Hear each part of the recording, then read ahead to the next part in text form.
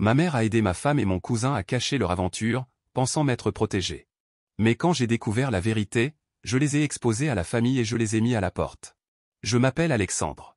Et pendant 3 maudites années, j'ai été un fantôme dans ma propre vie, une machine à imprimer de l'argent de l'autre côté du monde, tout ça pour que ma famille, ma femme, Chloé, et ma mère, Éléonore, puissent vivre confortablement. Ou du moins, c'est ce que je pensais.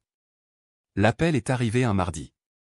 Je terminais un quart de travail brutal de 12 heures sur le projet Al-Khafji, de l'ingénierie offshore dans le golfe Persique. Sable, sueur et le bourdonnement constant des machines, c'était ma vie. Mais cet appel, c'était celui pour lequel je vivais. Le numéro de Chloé qui clignotait sur mon téléphone satellite. Et, superstar. Sa voix, même métallique et lointaine, était comme une boisson fraîche dans le désert. Comment va mon mari travailleur? Fatigué, chérie. Mais bien. Une autre section terminée.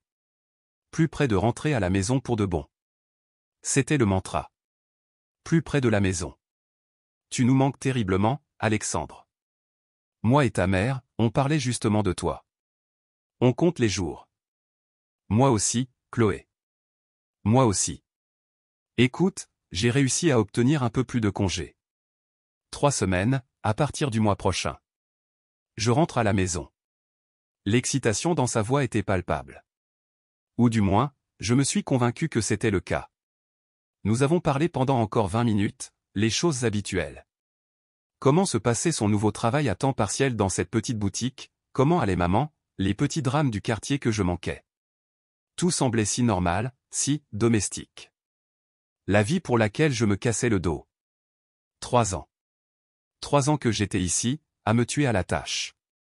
Quand j'ai reçu l'offre, une énorme augmentation de salaire mais un contrat de 3 ans au Moyen-Orient, Chloé et moi en avons discuté. C'était un sacrifice, un énorme sacrifice. Mais cela signifiait que nous pourrions enfin acheter cette petite maison dont nous rêvions, celle avec le petit jardin pour maman, sortir de cet appartement exigu. Cela signifiait la sécurité. Cela signifiait un avenir. Chloé avait été si encourageante. Va, Alexandre, avait-elle dit, les larmes aux yeux. On s'arrangera. Je m'occuperai de ta mère. On sera là quand tu reviendras, et on aura tout ce qu'on a toujours voulu. Et je l'ai cru. Mon Dieu, j'étais si stupide. J'envoyais de l'argent à la maison tous les mois, religieusement. Assez pour l'hypothèque de la nouvelle maison, assez pour les dépenses de maman, assez pour que Chloé vive confortablement, peut-être même économise un peu. Je les imaginais, heureuses dans notre nouvelle maison, maman s'occupant de ses roses, Chloé décorant, la rendant nôtre. J'appelais, et elle me peignait ce tableau de bonheur domestique. Maman me disait à quel point Chloé était une bonne belle-fille, toujours aux petits soins pour elle. Chloé me parlait de son travail, de ses amis, de combien elles attendaient avec impatience que je sois à la maison en permanence. Le vol de retour m'a semblé le plus long de ma vie. Non pas à cause des heures dans les airs, mais de la pure anticipation. 3 semaines. 3 semaines pour être un mari, un fils, un gars normal à nouveau. Entrer dans cette maison, celle que ma sueur et mes sacrifices avaient achetée, aurait dû être un triomphe. Et ce fut le cas, pendant 1 minute. Chloé m'a jeté les bras autour du cou, une grande démonstration de baiser et de « tu m'as tellement manqué ». Maman était là aussi, s'épongeant les yeux, me disant à quel point j'avais l'air maigre, à quel point je devais avoir travaillé dur. Cela semblait, presque juste. Mais ensuite, les petites choses ont commencé. De petites notes fausses dans une chanson familière. Chloé était différente. Toujours belle, encore plus même. Mais il y avait une agitation en elle que je n'avais pas vue auparavant. Son travail, celui à la boutique, avait apparemment des horaires très irréguliers. C'est une petite entreprise, Alexandre, expliquait-elle quand elle rentrait bien après minuit, sentant légèrement un parfum que je ne reconnaissais pas et autre chose, un parfum d'homme. La propriétaire, Madame Henderson, elle est un peu étourdie. Elle a souvent besoin que je reste tard, que je ferme, surtout si on a eu une grosse livraison ou un événement de magasinage privé. C'est loin en banlieue, donc le trajet de retour est un tueur. Banlieue? Je pensais que la boutique était en ville. Mais j'étais décalé, fatigué de poser des questions. Je voulais croire. Puis il y avait maman. Éléonore. Elle avait toujours été un peu inquiète, un peu difficile. Mais maintenant, elle était évasive. Si je posais des questions sur le travail de Chloé, essayant d'avoir une image plus claire de sa journée, maman se souvenait soudainement de quelque chose qu'elle devait faire dans la cuisine, ou changeait de sujet pour parler des caniches primées de Madame Henderson. Une fois, j'ai un peu insisté, « Maman, à quelle heure Chloé finit-elle réellement? Est-ce qu'elle est en sécurité en rentrant si tard ?» Et maman s'est juste énervée, « Oh, Alexandre, ne t'inquiète pas pour ça. C'est une adulte. Elle se débrouille. » Maintenant, as-tu vu l'état de ces bégonias? C'était étrange. Comme si elles lisaient toutes les deux un scénario qu'on ne m'avait pas donné. La première semaine s'est envolée dans un brouillard d'essais de reconnexion, de refoulement de la petite voix lancinante dans ma tête qui disait que quelque chose n'allait pas. Nous avons eu des dîners, fait des promenades, Chloé m'a même traîné à quelques-unes de ses réunions d'amis du travail, qui étaient principalement elle et quelques femmes que je ne connaissais pas, buvant du vin et parlant de choses pour lesquelles je n'avais aucun contexte. Chloé semblait performative. Son rire un peu trop fort, son affection un peu trop démonstrative quand d'autres personnes étaient là. Un soir, Chloé a dit qu'elle devait travailler très tard. Un autre inventaire d'urgence à la boutique. Elle est partie vers 19h, tout habillée, magnifique. « Ne m'attends pas, chérie », avait-elle gazouillé, m'embrassant un peu trop rapidement. Vers 1h du matin, j'étais toujours debout, un nœud à l'estomac. J'ai appelé le numéro de la boutique, celui indiqué en ligne. Ça a sonné et sonné, puis s'est allé sur une messagerie vocale générique. Aucune mention d'heure tardive ou d'inventaire d'urgence. Le nœud s'est resserré. J'ai essayé de me dire que j'étais paranoïaque, que 3 ans d'absence m'avaient rendu possessif, méfiant. Mais le sentiment ne voulait pas disparaître. C'était comme une démangeaison que je ne pouvais pas gratter. Le lendemain, j'ai trouvé un reçu dans son sac à main. D'un restaurant chic en ville, daté de la veille. Une table pour 2. Pour plus de $100. Pas exactement les prix d'une propriétaire de boutique et de son assistante faisant l'inventaire. Quand je lui ai demandé nonchalamment comment s'était passé l'inventaire, elle s'est lancée dans cette histoire élaborée sur des factures erronées et des articles manquants. Elle n'a mentionné aucun dîner. C'est là que j'ai su. J'ai su dans mes tripes, même si ma tête essayait encore de le nier. La confiance que j'avais, le fondement de notre mariage, a commencé à s'effriter. Mon congé s'écoulait. Il me restait un peu plus d'une semaine. J'ai pensé à la suivre. Surveiller cette boutique mythique. Mais si je me trompais? Si je me ridiculisais, l'accusais, et que tout était dans ma tête? Les dégâts que cela causerait. Alors, j'ai fait quelque chose que je n'aurais jamais pensé faire. J'ai appelé un détective privé. J'en ai trouvé un discret en ligne, un gars nommé Franck Mercé. Ancien flic, sans chichi. J'ai expliqué la situation, les nuits tardives, l'évasivité, le sentiment d'être joué. Je me sentais comme une ordure en le faisant, comme si je la trahissais rien qu'en la soupçonnant. Mais je devais savoir. Franck a été rapide. En 2 jours, il avait quelque chose. Ta femme, Alexandre, elle ne travaille pas dans une boutique en banlieue tard le soir. La boutique où elle travaille parfois, le placard de Chloé ironiquement, ferme à 18h précises. Ces nuits tardives?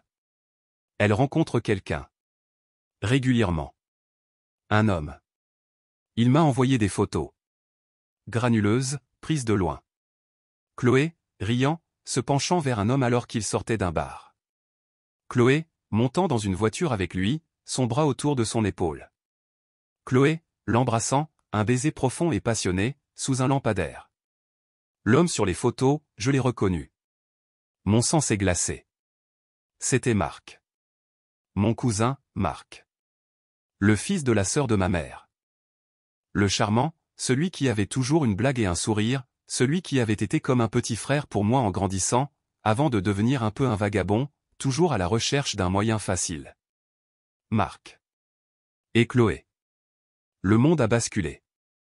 Je me souviens d'être assis dans ma voiture de location, regardant ces photos sur mon téléphone, ayant l'impression de ne plus pouvoir respirer. La trahison n'était pas seulement celle de Chloé. C'était celle de Marc. La famille. Quelqu'un en qui j'avais confiance, quelqu'un qui avait mangé à ma table, quelqu'un qui savait à quel point je travaillais dur, à quel point j'aimais Chloé. Et maman, est-ce que maman savait? Marc était son neveu. Ils étaient proches. Pouvait-elle vraiment ignorer cela? son évasivité a soudainement pris un sens beaucoup plus sombre. Le rapport de Franck mentionnait également que Marc n'était pas exactement riche.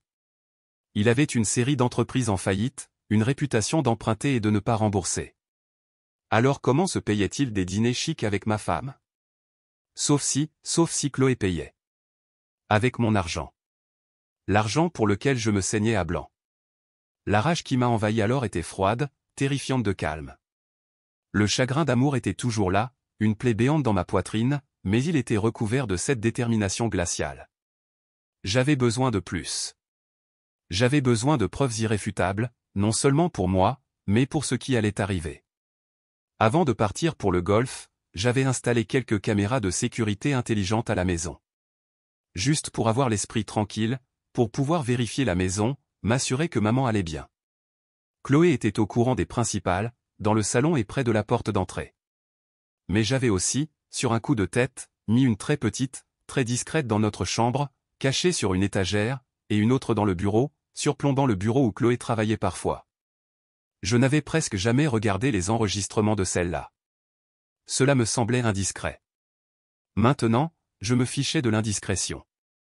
J'avais toujours un accès à distance.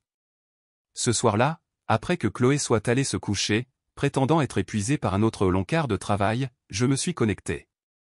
Mes mains tremblaient tellement que je pouvais à peine taper le mot de passe. J'ai commencé à faire défiler les enregistrements archivés de la caméra de la chambre. Des jours, puis des semaines. Et c'était là. La première fois, c'était environ un mois après mon départ pour ma dernière mission. Marc, effronté, entrant dans ma chambre. Notre chambre. Chloé était là, l'attendant, portant une des robes de chambre en soie que je lui avais achetées. Ils se sont embrassés, un long baiser lent et familier. Le genre qu'elle me donnait avant. Puis ils sont sortis du cadre, vers le lit. Mon lit. J'ai senti la bile me monter à la gorge. J'ai avancé rapidement. Ce n'était pas un cas isolé. C'était régulier. 2, parfois 3 fois par semaine. Marc, se promenant dans ma maison, dans ma chambre, comme s'il en était le propriétaire. Se mettant à l'aise. Avec ma femme. Dans mon lit. La caméra du bureau les montrait aussi. Riant, buvant mon whisky, Chloé assise sur ses genoux, ses mains se promenant librement. Parfois, maman était même en arrière-plan, dans le salon visible par la porte ouverte du bureau. Elle n'était pas inconsciente. Elle était complice. Je l'ai vue, sur un clip, leur apporter des collations. Des collations. Pendant que ma femme était drapée sur mon cousin dans la maison que je payais. Elle a même tapoté l'épaule de Marc, un sourire complice sur le visage. C'est à ce moment-là que quelque chose s'est brisé en moi. La trahison de Chloé, la trahison de Marc, elles étaient dévastatrices. Mais ma propre mère? Ma mère, que je soutenais, que j'aimais, en qui j'avais confiance pour s'occuper de ma maison, de mon mariage, son acceptation désinvolte, sa complicité, c'était un couteau dans l'âme. Pourquoi? Pourquoi ferait-elle ça? Le rapport final de Franck, qui est arrivé le lendemain, a éclairci certaines choses. Il avait fouillé dans les finances de Marc. Il s'est avéré que Marc donnait de l'argent à maman. Des paiements en espèces réguliers. Pas d'énormes sommes, mais assez pour rendre sa vie un peu plus confortable, assez pour acheter son silence, sa coopération. Il soudoyait ma mère. Avec de l'argent qui, indirectement, venait probablement de moi, via Chloé. Toute cette charade dégoûtante et incestueuse était mise à nu. Chloé, en quête d'excitation ou de toute autre justification tordue qu'elle avait. Marc, le parasite opportuniste, profitant du frisson, du confort, de l'accès à ma femme et à mes ressources. Et maman, ma propre mère, achetée, complice volontaire de la destruction de la vie de son propre fils. Mes 3 semaines de congé étaient presque terminées. J'avais un vol de retour pour le bac à sable dans 2 jours. Mais je n'y allais pas. Pas encore. Je ne les ai pas confrontés immédiatement. À quoi bon? Plus de mensonges? Plus de fausses larmes de Chloé? Plus d'évasivité de la part de maman? Non. J'avais la preuve. Froide, dure, indéniable. Et j'avais un plan. Un plan froid et dur. La famille Valerius, du côté de mon père, nous sommes un grand clan. Grands-parents encore en vie, patriarches et matriarches de la famille. Des dizaines de tantes, d'oncles, de cousins. Nous avions une grande réunion de famille prévue pour le dimanche à venir, une célébration pour le 60e anniversaire de mariage de mes grands-parents. Tout le monde serait là. Tout le monde. Parfait. Les jours précédant le dimanche ont été une torture. Je devais faire semblant. Je devais sourire, faire la conversation, agir comme le mari aimant, le fils dévoué. Chloé était plus affectueuse que jamais, sentant probablement mon départ imminent, en rajoutant. Maman s'est occupée de moi, me préparant des collations pour le vol que je n'allais pas prendre. Chaque contact, chaque mot de leur part me semblait être un baiser de vipère. L'hypocrisie était suffocante. À l'intérieur, j'étais un océan gelé de rage. L'amour que j'avais ressenti pour Chloé était mort, remplacé par un mépris amer. Le respect et l'affection pour ma mère s'étaient aigris en une déception essayante. Quant à Marc, il n'était qu'une sangsue pathétique. Le dimanche est arrivé. La maison de mes grands-parents bourdonnait. Rire, musique, odeur de nourriture. Tout le clan Valrius, resplendissant dans leurs habits du dimanche. Chloé était une vision, charmant tout le monde, la femme parfaite. Maman était dans son élément, la belle-mère attentionnée. Marc était là aussi, socialisant, donnant des tapes dans le dos, l'âme de la fête. Les trois, une petite cabale de tromperie au milieu de tout cet amour familial supposé. J'ai attendu que tout le monde soit rassemblé dans le grand salon, après le gâteau, avant les discours. Mon cœur était une pierre dans ma poitrine. Je me suis levé. La pièce s'est tue, s'attendant à ce que je dise quelques mots sur mes grands-parents, le fils de retour rendant ses respects. Merci à tous d'être ici, ai-je commencé, ma voix étonnamment stable. C'est merveilleux de voir autant de visages familiers, surtout en une occasion aussi joyeuse pour Nana et Papa. J'ai regardé mes grands-parents, une chaleur sincère pour eux au milieu de la glace dans mon âme. Ils ont donné un exemple incroyable d'amour, de loyauté et d'engagement. Des valeurs dont notre famille s'est toujours enorgueillie. Un murmure d'approbation a parcouru la pièce. Chloé m'a souri, un sourire fier et aimant. Cela m'a donné la chair de poule. Malheureusement, ai-je poursuivi, ma voix se durcissant, il semble que tout le monde dans cette famille ne tienne pas ces valeurs aussi chèrement. Les sourires ont commencé à vaciller. Une tension confuse a rempli l'air. Le sourire de Chloé s'est figé. Maman avait l'air mal à l'aise. Marc s'est agité sur son siège. Pendant 3 ans, ai-je dit, mon regard les balayant, puis se posant sur Chloé, j'ai travaillé à des milliers de kilomètres, sacrifiant du temps avec ma famille, ma femme, pour nous construire une vie. Pour subvenir à nos besoins. J'ai fait confiance à ma femme, Chloé, pour honorer nos vœux. J'ai fait confiance à ma mère, Éléonore, pour s'occuper de notre maison, pour être une gardienne de notre famille. J'ai fait une pause, laissant le silence s'étirer. Et j'ai fait confiance à mon cousin, Marc, un homme avec qui j'ai grandi, pour respecter les liens de la famille. Chloé était pâle maintenant. Maman se tordait les mains. Marc évitait le regard de tout le monde. Mais pendant que j'étais absent, me cassant le dos dans le désert, ma confiance a été trahie. De la manière la plus vile, la plus dégoûtante possible. J'ai sorti ma tablette. J'avais monté les enregistrements de la caméra. Des clips courts et accablants. Pas besoin d'audio. Les images parlaient d'elles-mêmes. J'avais aussi préparé des impressions des photos de Franck, le reçu du restaurant. J'aimerais partager avec vous tous ce qui se passait dans la maison que mon argent durement gagné a payée. La maison que je pensais être un sanctuaire pour ma femme et ma mère.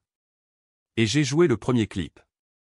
Marc et Chloé, s'embrassant dans ma chambre. Des halètements ont parcouru la pièce. Mes grands-parents avaient l'air horrifiés. Tante et oncle échangeaient des regards choqués. Chloé s'est levée d'un bond. Alexandre, qu'est-ce que tu fais? Arrête ça. Assieds-toi, Chloé, ai-je dit, ma voix comme de l'acier. Tout le monde mérite de voir la vérité. J'ai joué un autre clip. Chloé et Marc dans le bureau, intime, riant. Puis celui avec maman. Maman, leur apportant des collations, souriant, tapotant Marc dans le dos. Un silence stupéfait et horrifié est tombé. Ma mère avait l'air sur le point de s'effondrer. Son visage était cendré. Chloé pleurait ouvertement, mais ce n'étaient pas des larmes de remords, c'étaient des larmes d'humiliation, d'avoir été prise. Marc avait l'air de vouloir que la terre l'avale tout entier. Mon grand-père, Papa Valrius, un homme de peu de mots mais d'une immense autorité, a finalement parlé, sa voix tremblante de rage. Éléonore? Est-ce vrai? Étais-tu au courant de cette saleté? Dans la maison de ton propre fils? Maman ne pouvait pas parler. Elle a juste hoché la tête, des larmes coulant sur son visage. Et toi, Chloé, a dit Nana Valerius, sa voix tranchante de dégoût. C'est ainsi que tu rembourses le sacrifice de ton mari? Avec son propre cousin. Chloé a juste sangloté, je ne sais pas, j'ai fait une erreur. Une erreur, ai-je coupé, ma voix dégoulinant de mépris. Une liaison de 5 mois, selon mon enquêteur, peut-être plus longue, dans mon propre lit, n'est pas une erreur, Chloé. C'est un choix. Une série de choix. Et Marc, je me suis tourné vers lui, tu es un sacré numéro. Prendre de l'argent à ma mère pour la faire taire? De l'argent qui provenait probablement de mon compte en banque, acheminé par ma femme. J'ai brandi une copie du rapport de Franck détaillant les paiements. Le barrage de l'indignation dans la pièce s'est rompu. Mes oncles criaient. Mes tantes pleuraient. C'était le chaos. À travers tout cela, je suis resté calme. Je les ai laissés absorber toute l'étendue de la trahison. Quand les choses se sont un peu calmées, j'ai repris la parole, ma voix portant par-dessus les murmures choqués. À compter d'aujourd'hui, Chloé, tu n'es plus ma femme. Les papiers du divorce seront signifiés demain. Tu as 24 heures pour quitter ma maison. Prends tes affaires personnelles. Rien d'autre. La maison, la voiture, tout ce qu'il y a dedans, a été acheté avec mon argent, pendant que tu t'amusais. Elle a levé les yeux, son visage un masque de désespoir et de fureur. Tu ne peux pas faire ça, Alexandre. Je peux. Et je le fais. Et Marc, je l'ai fixé du regard, reste loin de moi, loin de tout ce qui me concerne. Si je revois ton visage près de ma propriété ou de ma famille, tu le regretteras. Je ne menaçais pas de violence. Juste une promesse froide et dure d'anéantissement légal et social. Puis, la partie la plus difficile. Je me suis tourné vers ma mère. C'était une femme brisée, recroquevillée, sanglotant de manière incontrôlable. La vue d'elle, si pathétique, si perdue, a failli me faire flancher. Presque. Et maman, ma voix était plate, dépourvue de la chaleur qu'elle avait autrefois pour elle. Pour quelques milliers de dollars de ce parasite, tu as vendu ton propre fils. Tu l'as regardé me trahir, dans ma propre maison, et tu as souri. Tu as participé. Il n'y a pas de mots pour ce genre de trahison. Alexandre, s'il te plaît, a-t-elle murmuré en tendant la main vers moi. J'étais faible, j'avais besoin de l'argent, il m'a fait pression. Garde ça pour toi, maman. Je ne veux pas l'entendre. Tu as fait ton choix. Tu as choisi Marc, tu as choisi son argent sale, plutôt que ton fils. Plutôt que la décence. Plutôt que la loyauté. À partir d'aujourd'hui, tu n'es plus ma mère. Je ne te soutiendrai plus financièrement. Tu quitteras également ma maison. Tu peux aller vivre avec ta sœur, ou avec ton précieux neveu Marc. Je m'en fiche. Mais tu ne vivras pas sous mon toit, un toit que tu as si volontiers souillé. La finalité dans ma voix était absolue. Mes grands-parents, bien que clairement navrés par tout le spectacle, ont hoché la tête en sinistre accord avec mes déclarations concernant Chloé et Marc. La trahison d'Éléonore, leur propre belle-fille, semblait les avoir touchés au plus profond. Chloé et maman étaient sorties de la maison le lendemain après-midi. J'ai fait changer les serrures immédiatement. Le divorce a été compliqué, mais avec les preuves que j'avais, Chloé n'a rien eu d'autre que ce avec quoi elle est partie. Marc, j'ai entendu dire, s'est carapaté quelque part, sa réputation dans la famille et la communauté ruinée. Le plus dur, sans aucun doute, a été de couper les ponts avec ma mère. Pendant des semaines, des mois, elle a essayé de me contacter. Des excuses, des prétextes, des supplications de pardon. Je les ai toutes ignorées. L'image d'elle, souriant en servant des collations à ma femme et à son amant, dans ma maison, était gravée dans mon cerveau. C'était une trahison si profonde, si fondamentale, que je ne savais pas si je pourrais jamais la surmonter. Cela fait 1 an maintenant. La maison semble vide parfois, mais propre. Le silence n'est plus rempli de mensonges tacites. Je suis de retour dans le golf, terminant mon contrat, mais cette fois, l'argent que je gagne est pour moi. Pour mon avenir. Quoi que cela puisse réserver. Je vois toujours mes grands-parents, mes tantes et mes oncles. La famille est fracturée, mais ceux qui valorisaient la loyauté, ils m'ont soutenu. Ils ne parlent pas de Chloé, ni de Marc, ni d'Éléonore. C'est comme s'ils avaient cessé d'exister. Les gens me demandent si je leur pardonnerai un jour. Chloé? Marc? Non. Il n'y a rien à pardonner, juste un vide immense là où se trouvait autrefois l'amour et la confiance. Ma mère? C'est plus difficile. C'est ma mère. Mais la blessure qu'elle a infligée est profonde, et elle s'infecte. Le pardon ressemble à une montagne que je ne suis pas encore assez fort pour escalader. Peut-être un jour. Ou peut-être que certaines trahisons sont tout simplement trop grandes. Je suis rentré à la maison pour construire un rêve. Au lieu de cela, j'ai découvert un cauchemar. Mais j'y ai survécu. Je suis toujours là. Et je suis en train de reconstruire, lentement, douloureusement. Cette fois, sur une base de vérité, aussi brutale que cette vérité puisse être. Le coup a été immense. Mon mariage, ma famille, mon innocence. Tout a disparu. Mais à leur place, il y a une certaine clarté. Une clarté durement gagnée, amère. Et peut-être, à long terme, cela vaut-il plus que n'importe quel rêve construit sur des mensonges.